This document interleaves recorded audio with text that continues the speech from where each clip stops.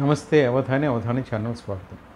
నేను చేసిన వీడియోలు మీకు నచ్చినట్లయితే లైక్ చేయండి, షేర్ చేయండి, సబ్స్క్రైబ్ చేయండి. అట్లాగే బెల్ ఐకాన్ మీద నొక్కితే నేను వీడియో అప్లోడ్ చేసిన వెంటనే మీకు సమాచారం ఉంటుంది, చూడొచ్చు, కామెంట్ చేయొచ్చు. కాళేశ్వరం విషయంలో జరిగిన అవినీతికి బాధ్యులని పెర్ఫెక్ట్గా గవర్నమెంట్ చూపించగలుగుతుందా లేదా? ఇప్పుడు ఈ క్వశ్చన్ ఎందుకు వస్తుంది అంటే, నిన్న ఈరోజు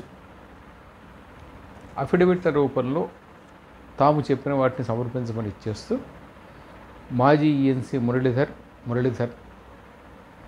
రావు ఆయన ఒకళ్ళు, రెండోది central design organisation CDO, state government పరిధిలో ఉంటుంది అది, దాని సిఈ, వీళ్ళిద్దరినీ గవర్నమెంట్ ఇచ్చారు. ఇది పినాకి ఘోష్ ముందు వాళ్ళు తమ వాదనలు వినిపించారు అనేది వార్త. అయితే అట్లీస్ట్ వస్తున్న సమాచారం అయితే ఏమిటంటే, తాము పైవాళ్ళు చెప్పినట్టు చేసాము అని వాళ్ళు అంటున్నారు. That's what their deposition before commission is right. Pinaki Ghose commission ముందు వాళ్ళు ఇచ్చిన వాంగ్మూలం ప్రకారం అర్థమవుతున్న వ్యవహారం ఏమిటంటే, వాళ్ళు డైరెక్ట్గా చెప్పారా లేదా తెలియదు, అర్థమవుతున్న వ్యవహారం ఏమిటంటే, మాజీ ముఖ్యమంత్రి, మాజీ ఇరిగేషన్ మంత్రి, మాజీ ముఖ్యమంత్రి అప్పట్లో కె చంద్రశేఖరరావు, మాజీ ఇరిగేషన్ శాఖ మంత్రి ఫస్ట్ టైంలో ఉన్న టి హరీష్ రావు, వీళ్ళిద్దరూ చెప్పిన దాని మేరకు మేము ఈ పని చేశాను వాళ్ళు చెప్తున్నారు అనేది అక్కడ వస్తున్న సమాచారం. అయితే ఈ మొత్తం వ్యవహారంలో ఇబ్బంది ఎక్కడొస్తుంది అంటే, చాలా సందర్భాల్లో 99.99% సందర్భాల్లో చాలా ఉన్నత స్థాయిలో ఉన్న అధికారులు రాజకీయ నాయకులు చెప్తే వితౌట్ ఎనీ రిటన్ ఇన్స్ట్రక్షన్స్ ఆ ఆదేశాలు పాటిస్తూ ఉంటారు. అంటే దానికి ఐ థింక్ వీళ్ళు ఏమైనా నోట్ తయారు చేసుకుంటారు అనుకుంటా, as told by CMR, as told by minister note తయారు చేసుకుంటారు అనుకుంటా. అది వీళ్ళు తయారు చేసిన నోటే కానీ దానికి ఆధారం ఏది ఉండదు. ప్రాబ్లం అంతా దేంతో వస్తుందంటే, వేటికి ఆధారాలు ఉండవు. ఆధారాలు వేటుకుంటాయి. ఇప్పుడు చూడండి, ఇవాళ మురళీధరరావు నిన్న మురళీధరరావు కమిషన్ ముందు చెప్పినప్పుడు ఏం చెప్పాడైనా, క్వాలిటీ టెస్టులు ఎన్నిసార్లు, క్వాలిటీ టెస్ట్కి సంబంధించి వరంగల్లో క్వాలిటీ టెస్ట్ ఇన్స్టిట్యూట్ ఉంది, దాని దగ్గర కేవలం ఒకసారి మాత్రమే క్వాలిటీ టెస్ట్ జరిగింది, రిపోర్ట్ దొరికింది. మరి అంటే దాదాపు 3 సంవత్సరాల వ్యవధిలో నిర్మాణ సమయంలో లెక్క ఏమిటంటే, ఎవ్రీ 15 డేస్కి ఒకసారి క్వాలిటీ చెక్ జరగాలి. అంటే ఇక్కడి నుంచి మెటీరియల్ వెళ్ళాలి, దాన్ని క్వాలిటీ చెక్ వాళ్ళు చేయాలి, క్వాలిటీ బాగుంది అని సర్టిఫై చేయాలి. ఇది జరగలేదు. 3 సంవత్సరాల్లో ఒక్కసారి కూడా జరగలేదు అంటే యూ కెన్ అండర్స్టాండ్ అది ఎలా జరిగిందో.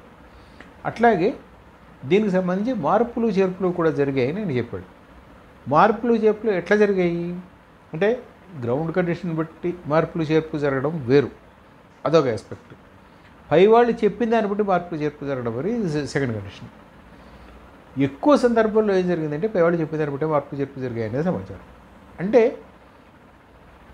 ఫీల్డ్ లెవెల్లో ఉన్నదానికి భిన్నంగా పైవాళ్ళు చెప్పిన దాని మేరకు కనుక మార్పు జరిగితే దాని పరిణామాలు సీరియస్గానే ఉంటుంది, దాంట్లో డౌట్ లేదు. ఇప్పుడు క్వాలిటీ చెక్ లేకుండా అసలు బిల్లులు ఎలా పాస్ అయ్యాయి, ఎట్లా జరిగింది అంటే, ఎవరో ఒకటి చెప్తే జరుగుతుంది. పల్లెవాడికి బిల్లు ఉంది, పాస్ అయ్యి ఏమైంది అందుకని ఎవరికి చెప్తే పాస్ చేయాల్సింది బిల్లు.